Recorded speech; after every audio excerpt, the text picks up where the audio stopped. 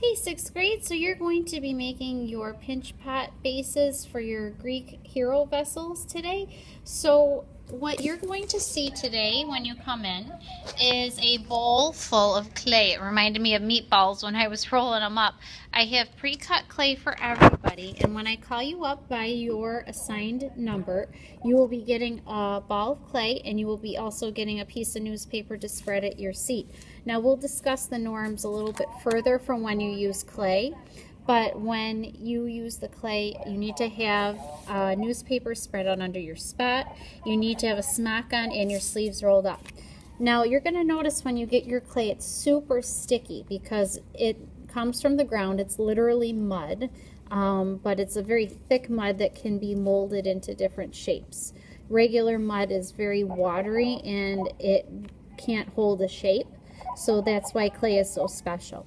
So what you're going to do first is you're going to kind of squeeze the clay, getting some of the stickies out and some of the air bubbles out. We call this wedging the clay. If you don't do this, I actually forgot to wedge the clay. I started to make this video and I did not wedge my clay.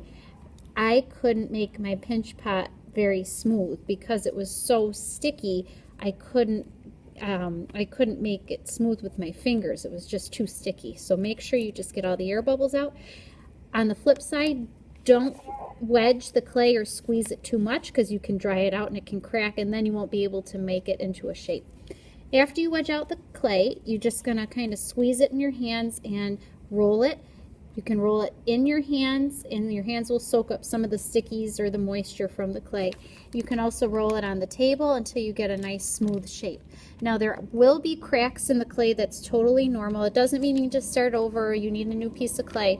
This is a good size and it's a nice round shape. We want to have it as round as we can to save us some work. So I'm also going to show you, I'm spinning the clay, just kind of rounding it out with my hand.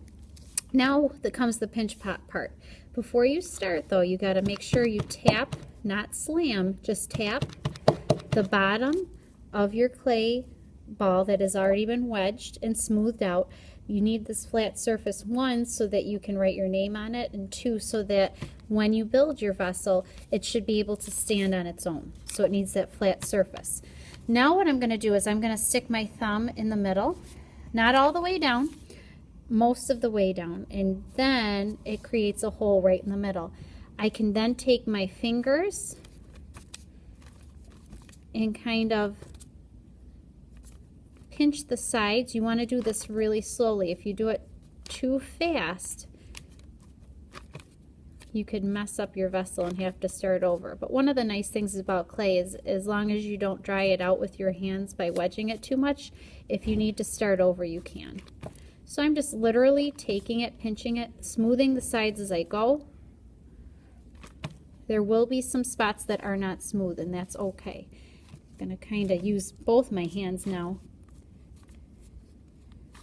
And you want your sides of your pinch pot thick enough, which means fat enough, so that you can build coils, clay coils, which look kind of like snakes, on top of your pinch pot. We need this very strong base or bottom so that you can continue building up. So I'm just going to go back with my finger and smooth it out. There will be spots that aren't smooth, so don't worry about that. I'm going to turn it over. Just do 3 taps to make sure that my top is flat. Make sure it's as even as you can get it. If there needs to be some pinching and tapping, okay, then you can do that. Now I'm going to turn over my clay pinch pot, and this is how you're going to store it, and I'm going to show you what I mean by that. You're going to get a wooden dowel, okay, from the art store when you get your clay and your newspaper, and on the bottom with the dowel you're going to write your name, your whole name, not initials, because there's some people with the same initials, and your crew on the bottom. When you bring this up to me, I will call you by table number. Let me show you where it's going to go. So I'm going to take this bottom side up, And this box will be at the art store. There's a garbage bag because it holds in moisture, because if these dry out before we're able to put the coils on them, then they get messed up. You're going to put this bottom side up so I can see your name nice and neat inside the bag. Okay, then you're going to walk over to the sink. I have my lunch on the other side, so I'll show you on this side. I took 1 squirt of soap. You're going to be washing your hands for 10 seconds. Watch how long this takes. 1, 2, 3, 4, 5, 6, 7, 8, 9, 10. Shake it off in the sink, not on the floor. Turn off the water. Come over to the paper towels. Dry off your hand. As soon as that's done, just so there's no confusion, you're coming over, throwing out in the garbage can. Then you will also, when you get your smock, after you throw out your paper towel, make sure you fold your smock nice and neat as best you can. Smush it into that bin, and then you can go back to your table and work on an early finisher folder activity. So that's the pinch pot base today, and next time we'll work on the coils.